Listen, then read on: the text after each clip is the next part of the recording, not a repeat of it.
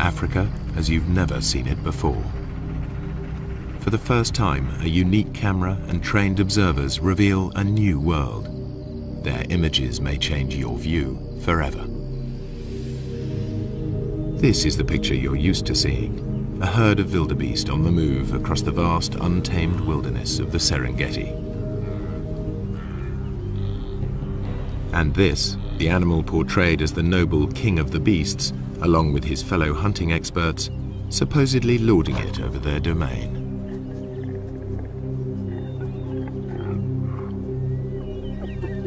While the laughing hyena normally gets a bad press as a sneaky scavenger, an ugly coward. Usually too, humans are kept out of the shot. Yet the presence of the Maasai and of their cattle affects the whole balance of nature in this area. Now, the most sensitive low-light camera in the world shows you truer images.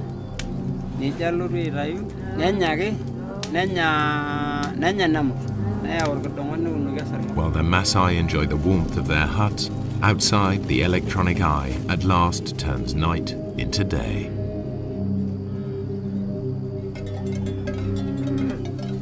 In the pitch black, unexpected scenes challenge conventional expectations.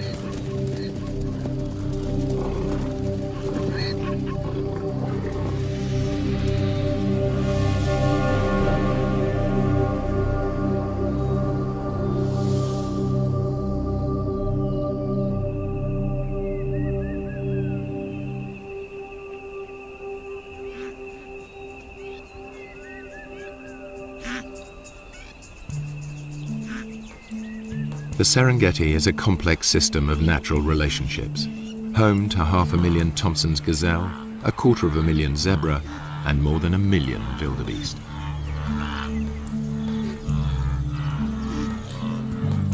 The wildebeest are the stars of the spectacular migrations as they follow the rains to lush grasslands. This is the greatest concentration of game in all Africa.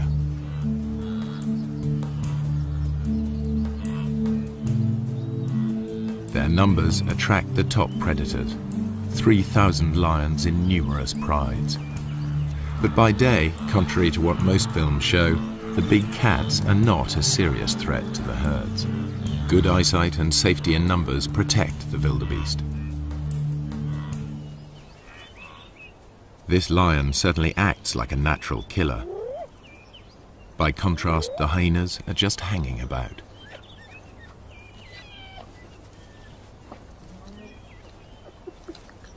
In fact, he didn't make the kill. He stole it from more skillful hunters. The blood on their faces proves just who did make the kill. All too often, hyenas are portrayed as light-fingered latecomers. Yet, while the hyenas were feeding, the Prince of Thieves appeared. This is the bit most wildlife films leave out. Lions pinch the hyena's prey. Far from scavenging for a living, 9 times out of 10, hyenas make the kill.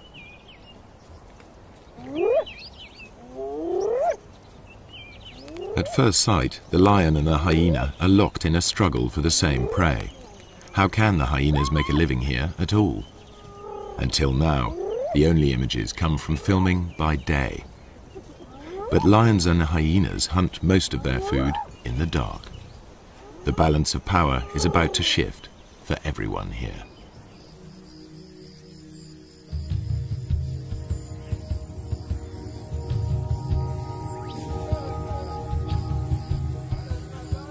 Serengeti straddles the border between Kenya and Tanzania.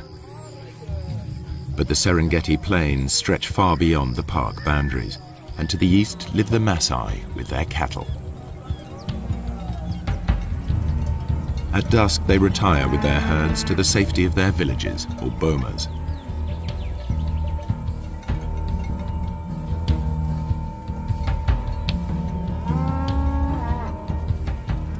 A wall of thorns keeps thieves and attackers away from their cattle and huts.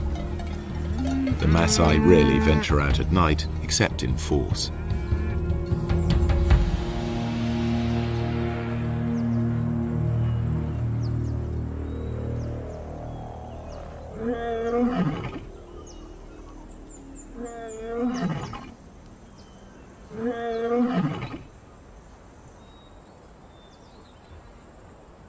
Empty by day, the grazing land suddenly looks rather full, and these cats are not here for a nap.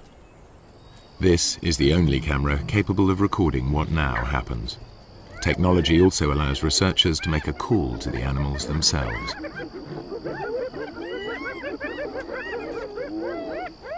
Tom Maddox is counting predators in the Serengeti.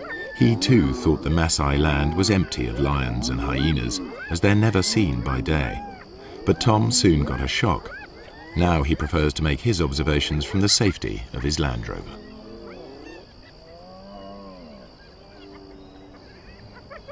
We use this technique that we call call-ins, and we basically have a tape of hyenas on a wildebeest kill. And when hyenas are on a kill, they make these whooping noises and these fighting noises.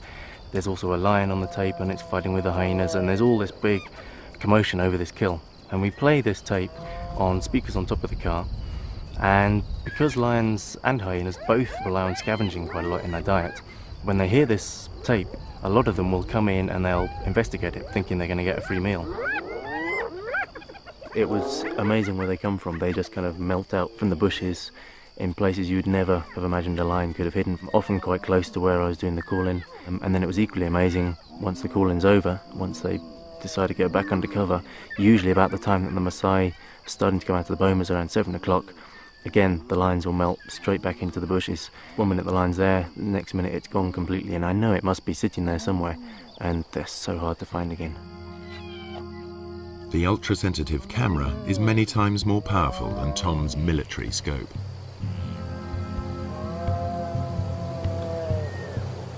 Inside the Serengeti you can drive around and you can see hyenas and lions. They're very obvious throughout the day.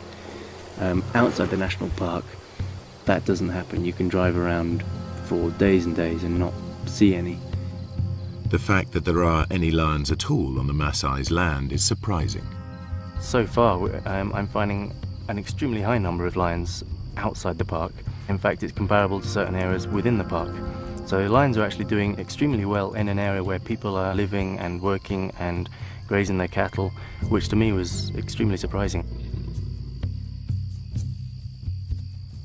Hyenas are also extremely common.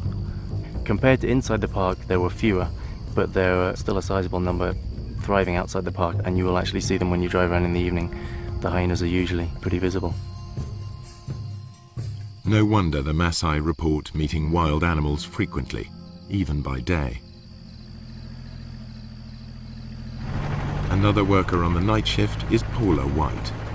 She's interested in studying hyenas in this different world, to learn how they and the lions carve up each other's catches. And like her quarry, she follows her ears. I'm going out to see if I can find some hyena kills. Take a look at how many clan members are on the kills and whether or not there's any clashes going on. I'll also be looking for lion-hyena interactions because I'm really interested in how the two species interact down here with all the game present, whether or not they're still more likely to steal each other's kills or whether they're more likely to go after a new animal of their own. So what I'd be doing is driving the roads looking for action, and then I'd stop once in a while and listen for sounds of kills, listen for any animals whooping. Sounds travel much further in the cool night air. On a still night, hyenas can hear whooping over 10 kilometers away.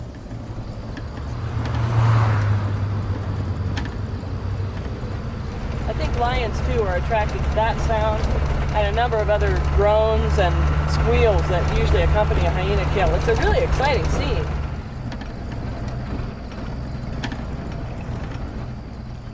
There's a hyena running in front of me on the road right now. And the way he's running, I imagine he's going for a kill, so I'm going to stop and listen right now. What Paula and Tom are seeing leads them to rethink the conventional ideas about hyenas and lions at night and day.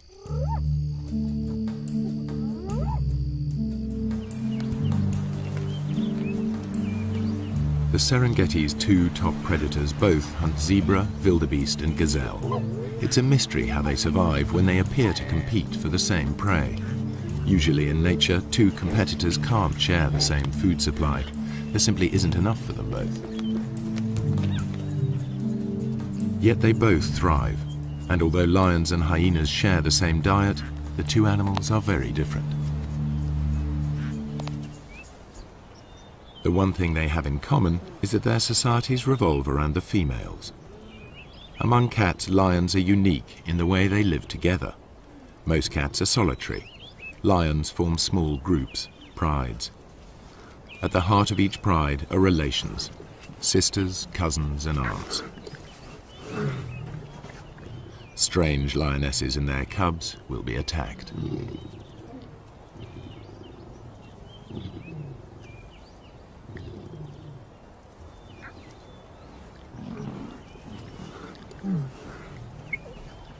They cooperate to raise cubs.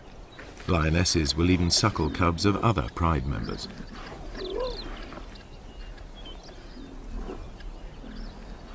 In a lion pride, any female leader will have earned her place, unlike hyenas where leadership is largely inherited.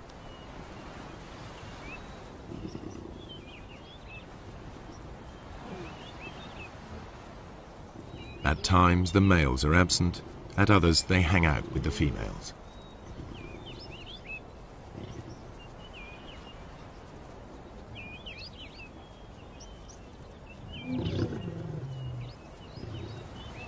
At times they're peaceable, even tender. At others, aggressive to all.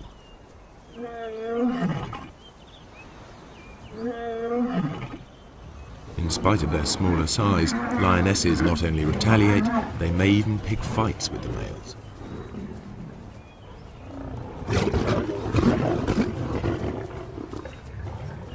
However, male lions are physically more powerful.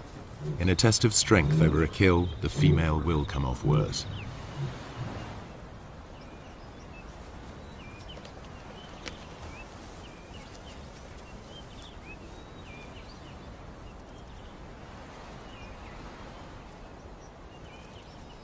Spotted hyenas live in large clans, averaging 50 or more members.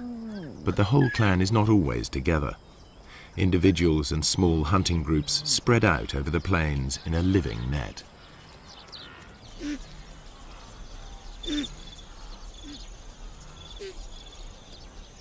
In the Serengeti, hyenas usually make dens in abandoned burrows. Here the cubs are easily hidden from lions and other predators. Litters are small, only one or two.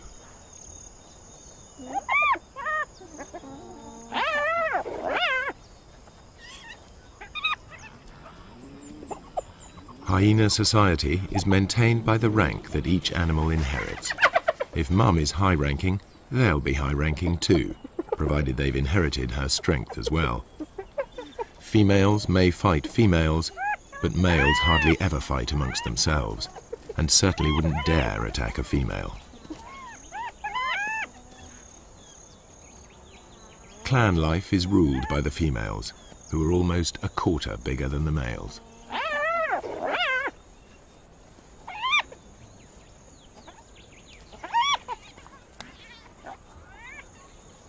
The cubs fight in their first days of life, but once they know their place, they're far more likely to play together than to scrap.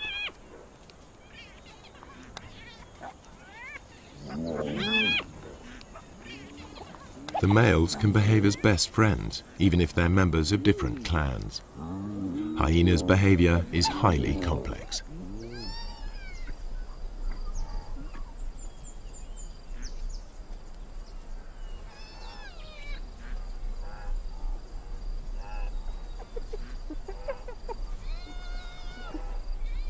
From weaning to fighting, much of what hyenas do still remains to be studied by scientists.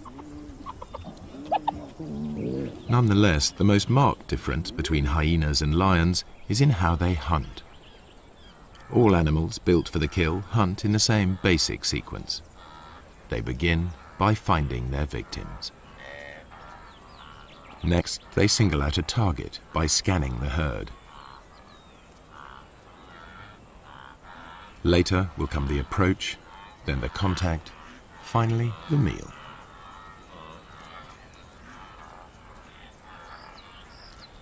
How they hunt differs sharply between hyena and lion. The hyenas get as close as 20 meters in full view of their prey before the herd wheels and flees. The hyenas will try to scatter the wildebeest before singling one out. The Maasai call the hyenas doctors because they can recognize the sick and the weak.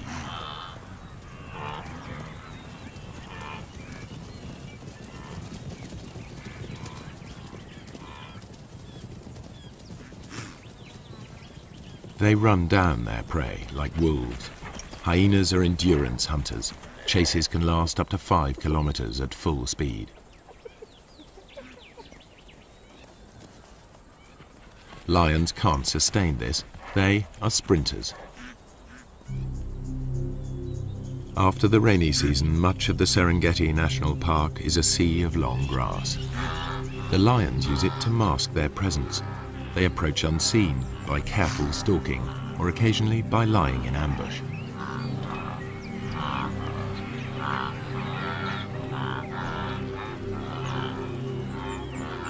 Outside the park, where the Maasai graze their cattle, the grass is shorter. Any predator risks a confrontation with armed herdsmen. The lion sticks out. Not much chance of an ambush here. Hunting under cover of night makes more sense. As the sun goes down, life gets easier for the Serengeti's predators. Dusk diminishes to near complete darkness, which can continue all night if there are storm clouds or if it's a moonless night. The only camera on the planet powerful enough to see in total blackness even picks up stars invisible to human eyes.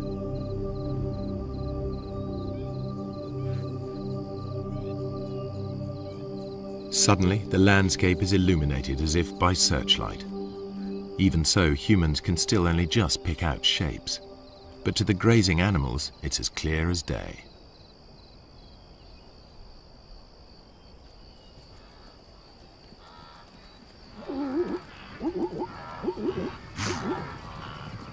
The camera reveals crouching lions invisible to the naked human eye.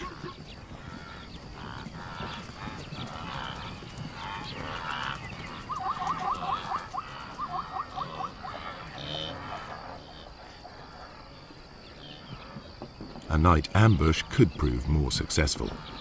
These two lionesses have detected a herd of wildebeest crossing a track.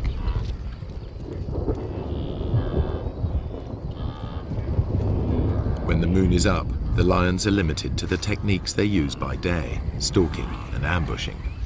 But it won't always be so light.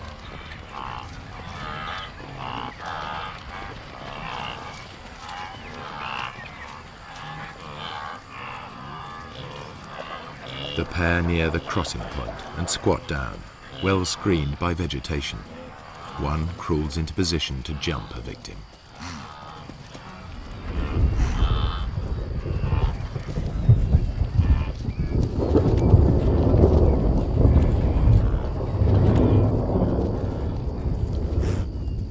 A quick dash and it's soon over.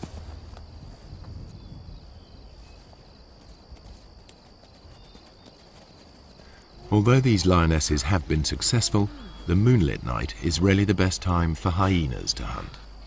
The cool of the night air allows them to keep on running, something the easily tired lions cannot do.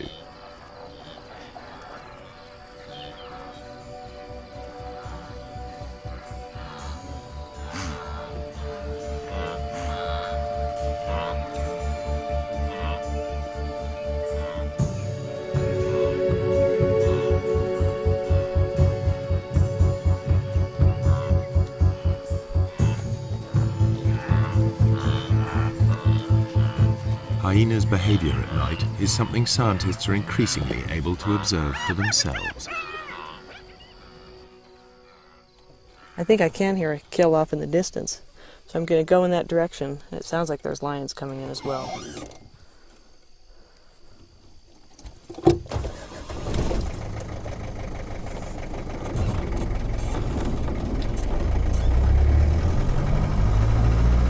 Paula White's night vision goggles work because they and the camera see in the special infrared headlights of her Land Rover.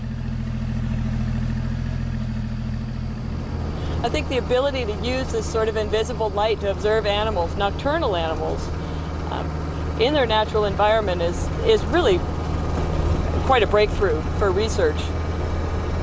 Certainly I didn't begin to see the full range of hyena behaviors until I started coming out at night and using this sort of special equipment.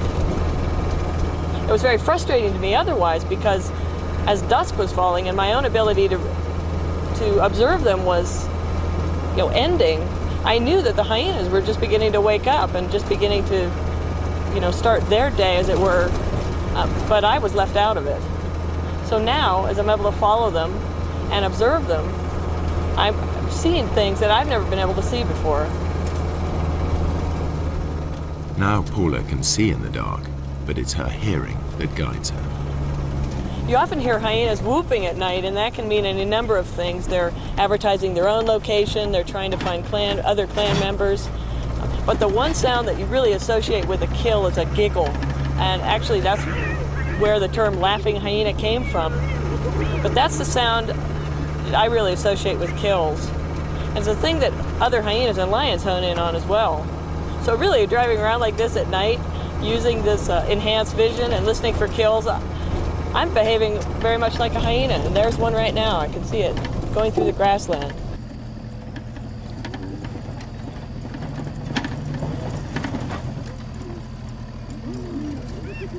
A hyena's jaws are among the most powerful of any animal species. The sharp front teeth shear through skin and meat. Their jaw muscles are as big as a man's arm.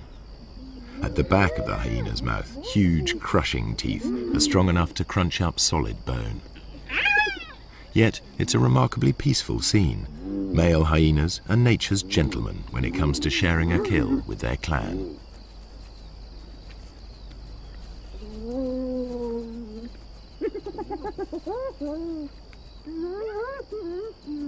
Although the hyenas gulp down their meal, lions arrive in time to take the food from their mouths.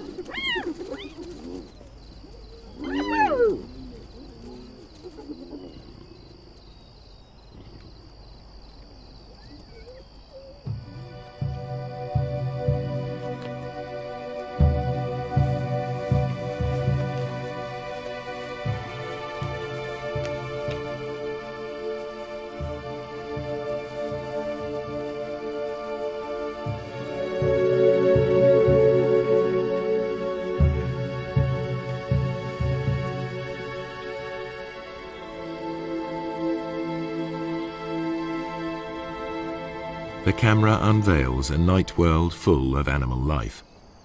Just how close these animals come to humans astonishes the researchers.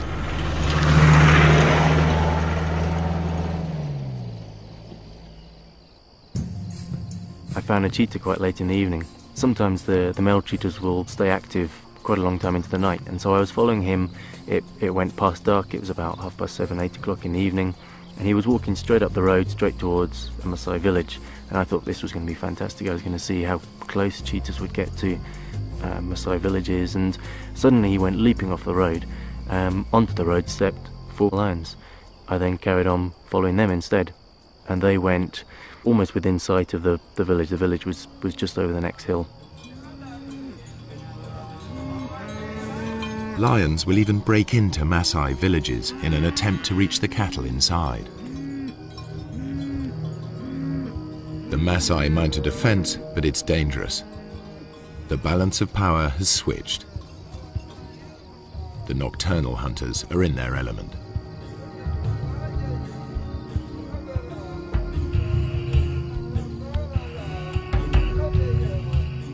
There are burglars about. The guard dog is aware of the hyena, but the Maasai will register its shape only dimly.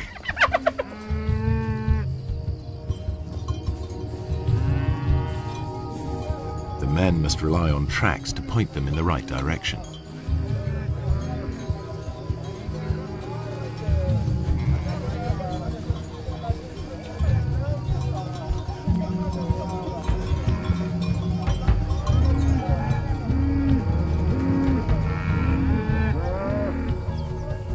During the attack, a cow was killed and dragged off.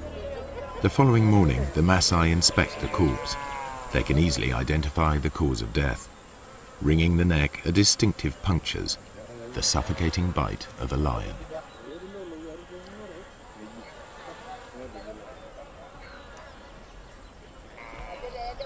The culprit also mauled a warrior. The wounds could quickly become infected. The tribal doctor cleans the site thoroughly, without anesthetic. The Maasai prize suffering without complaint above all.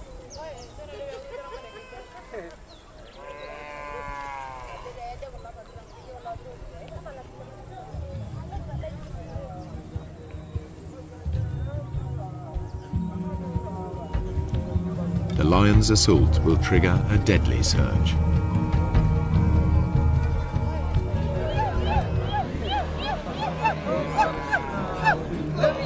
Maasai warriors respond to the alarm. The young unmarried men gather. This is what they've been training for years.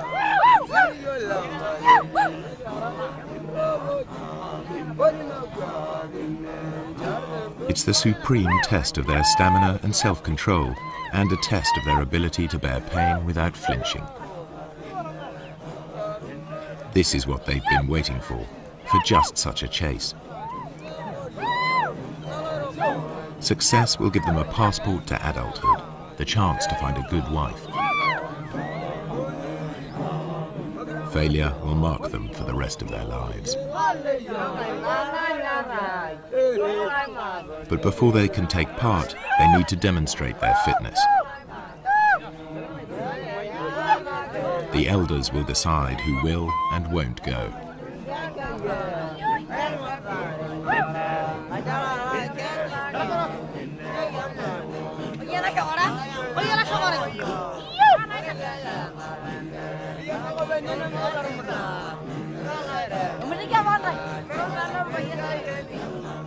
The warrior group arrives at the settlement where the cow was taken.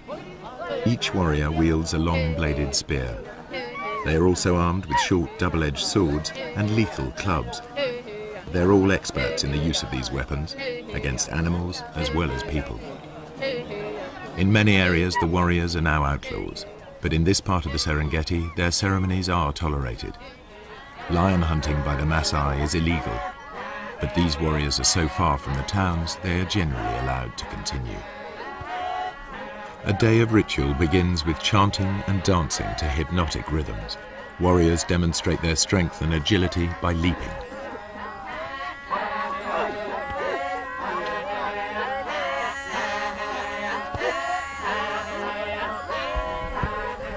Fueled by intoxicating herbal drinks, they dance into the night.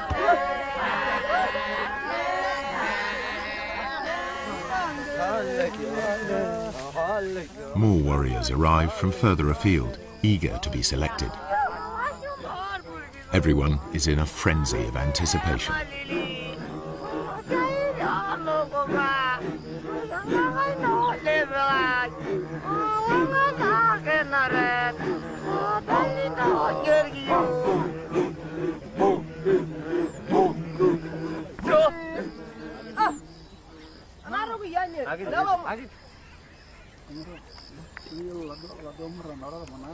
Ole Lembikas, a village elder, addresses the warriors. He sobers them by reminding them of the dangers ahead. He tells them to work together, to trust each other, and to return safely. Then he urges them to enjoy the party. It could be their last.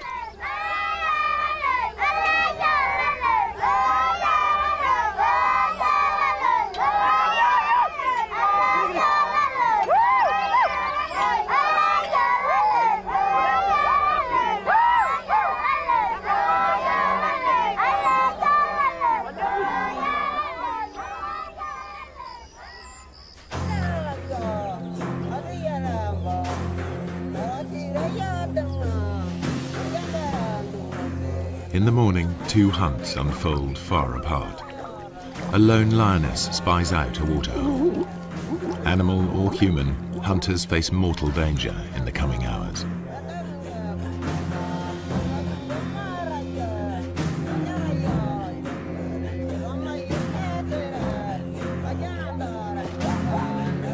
For lions, daytime hunts are the most difficult.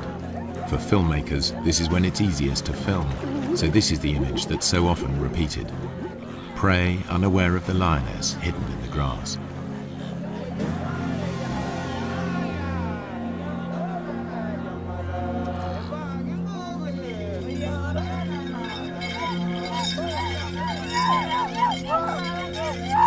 The hunters head for the place where a lioness was seen recently. The one they believe killed the cow.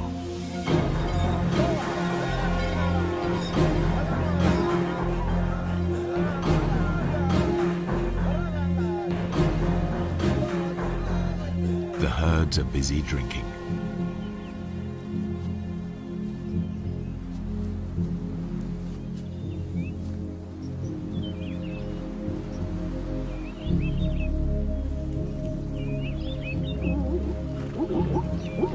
Zebras have keen sight. Their bulging eyes give a wide-angle view of danger.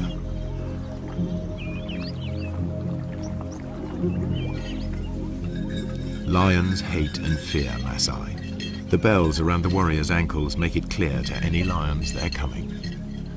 The lions on Maasai land will always hide in deep cover. The warriors must flush the beast out into the open. Then they have a chance to tire it out before they come in with their spears. The lioness edges closer.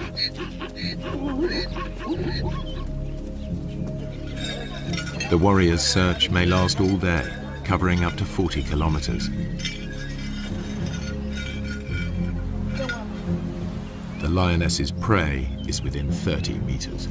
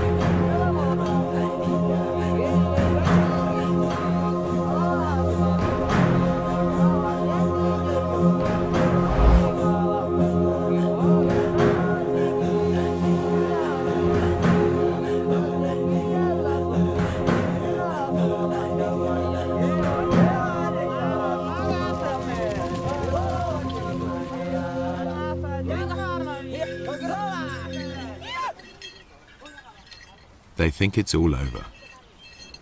The warriors head back empty-handed. The lioness returns to collect the cub she left earlier.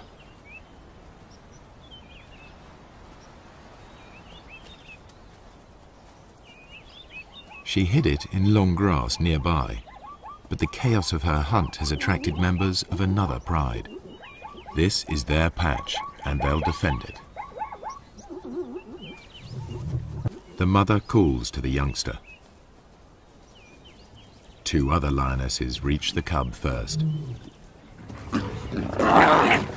They won't tolerate another female's offspring.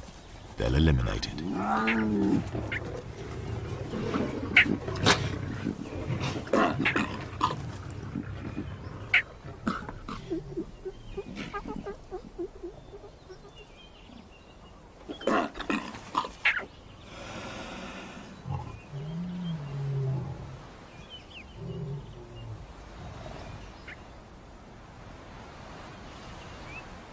This is not about hunger. The corpse is left to the vultures and hyenas. The mother's life too is under threat. She's no relation. The pride will kill her if she stays.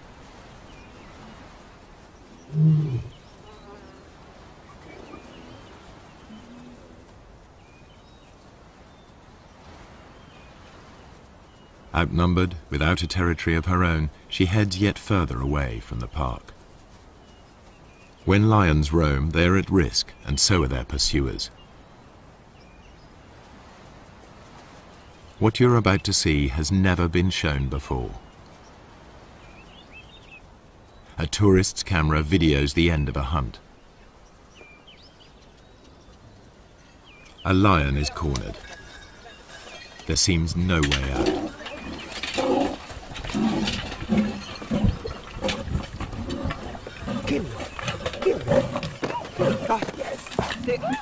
A warrior throws a spear.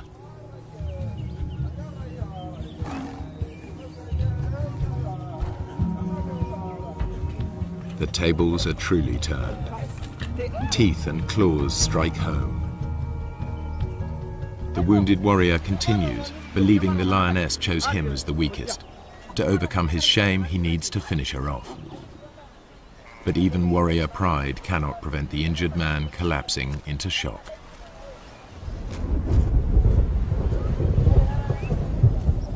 Meanwhile, the lioness dies of her wounds. She's wearing a radio collar, a park lion. Two different worlds clash. The Maasai collect a trophy, the scientists collect data. Each sees the lion in a different light. It's not a romantic, we like to live with wildlife kind of situation, but they never do something to the extent that if a lion is being a problem, they don't go out and try and kill every single lion that they can find in the entire area. I have great respect for them for tolerating them to such a great degree.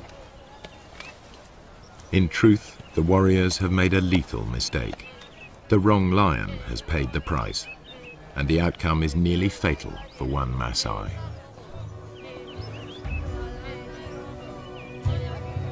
Were he to die on the spot, they would give him a warrior's rights and leave his bones to the night and the hyenas.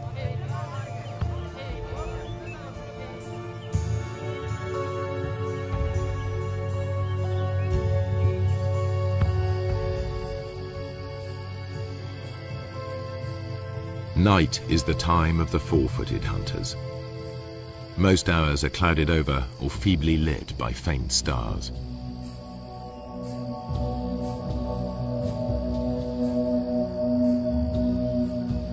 On moonless nights, the Maasai only leave the safety of their bomas in groups.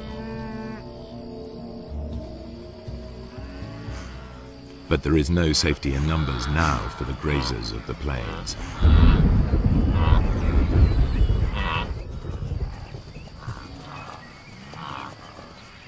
The darkest hours of the night see restless action.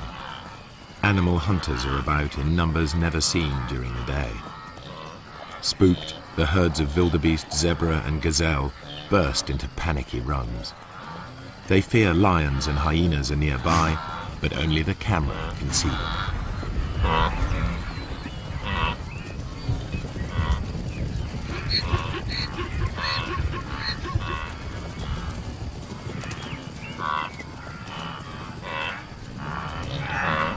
Not only the zebra are uneasy, a clan of hyenas is also on edge. They've made a kill in another clan's territory. It isn't long before one of the owners claims his rights.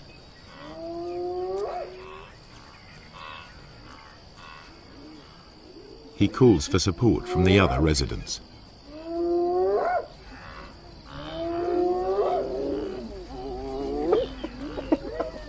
his clan bustles in to drive the invaders away. They bolt the meat while they can. Other threats may arrive to challenge them in turn. They remain watchful. This is truly fast food. The invaders will be back to recapture their meat. You can see this clearly in infrared light.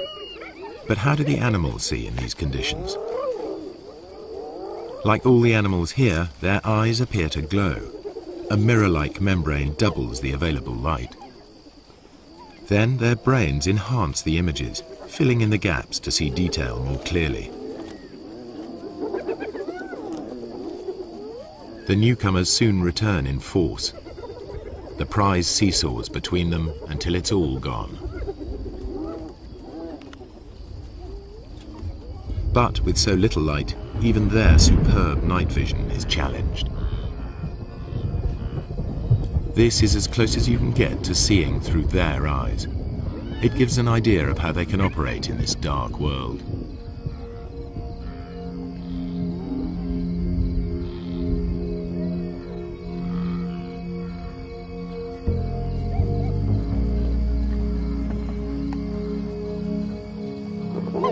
The lions and hyenas continue their battles, as if unhindered by the darkness. Once again, the lions have stolen the hyena's kill, but they all appear to be able to see exactly what's going on.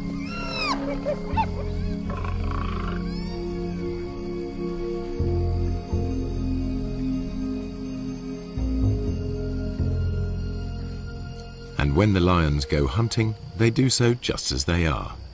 They wander off in the general direction of the sound of herds of animals. To the lions, the herds are almost invisible at any distance, just dull grey smears.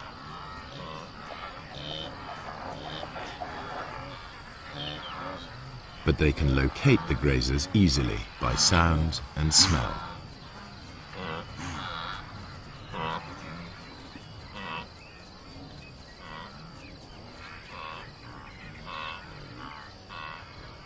Night is the only time that lions can approach undetected here on the short grass plains. You are about to see for the first time how and when the lions of the Serengeti catch most of their food.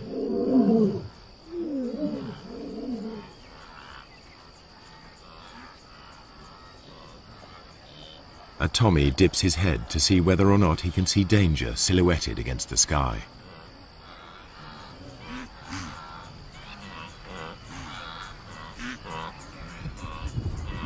The circling lion is almost invisible.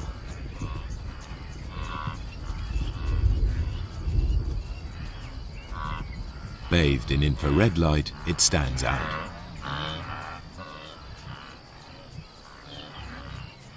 Another Tommy can hear something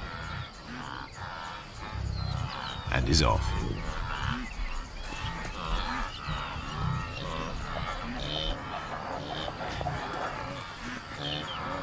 The lion's game plan is always the same. Get close to the herds, then spread out. They don't need to make any effort to hide themselves. Only their footfalls give them away. And because they're unseen, lions are no longer at a disadvantage as they approach their quarry.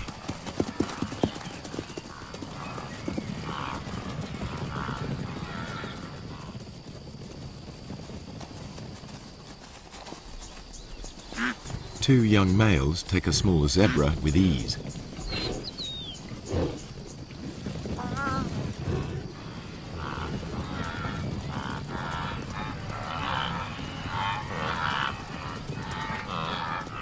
A lioness gives chase. A high kick lets her quarry escape.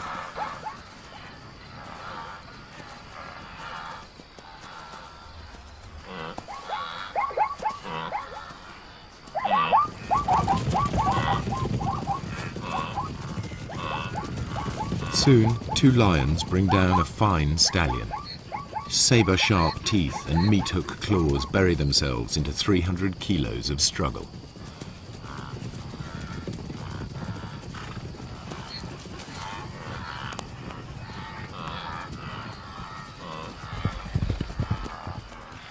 One lion grips the throat in a stranglehold, the other prepares to feed. Their ability to keep a grip on their prey in pitch darkness makes the kill possible. Everything the camera has disclosed comes together. The apparent competitors for the same food survive because there are times when one is more successful than the other. The animals hunt in different ways, by day and by night, and in differing light. These unique images show that the relationship between lions and hyenas is more complex than traditional pictures allow. The lions steal kills, and the so-called cowardly hyenas are often merely out to reclaim their prey.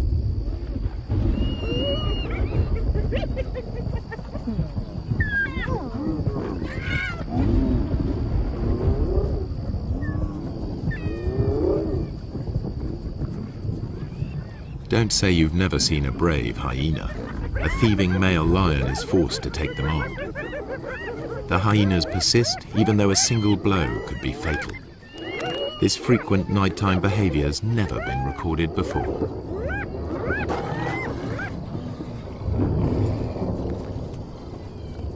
There's much more going on in the dark than people have realized, and there must be many more secrets still to be revealed.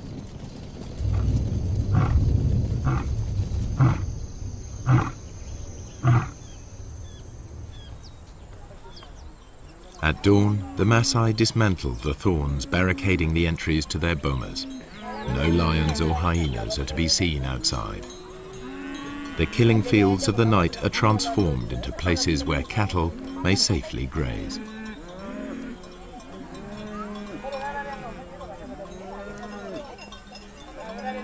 By day, everything is in the Maasai's favor. The cool of night and the light of the moon are ideal conditions for the hyena, a long-distance runner. But the darkest nights belong to lions, which can rely on built-in weapons and brute force. The truer picture that has emerged applies by day as well. Hyenas can kill when lions are too conspicuous, and it's the lions that are the scavengers.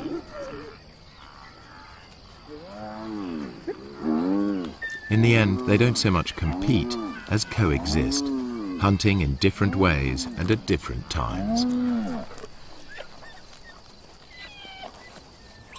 In the centuries that the Maasai have dwelt on the plains, they too have found a way of treading lightly on the land. Now, droughts and overpopulation bring challenges to their old ways.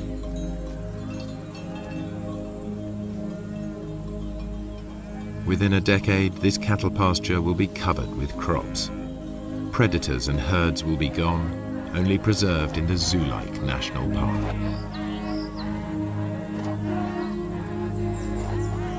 The warriors will step back into history, their culture bartered for bit parts in conservation and tourism. If the Maasai have a vital lesson to teach, it is that lions give meaning and purpose to their lives, worthy adversaries for warriors.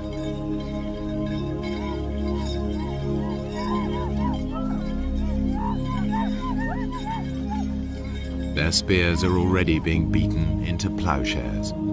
A patchwork of fields is appearing. Soon, fences will spring up. Nature's carefully crafted balance of power will be upset, animals and people in conflict. The picture that emerges may be starker, but it is more realistic. And never again will you be taken in by that well-groomed imposter posing as the king of the beasts.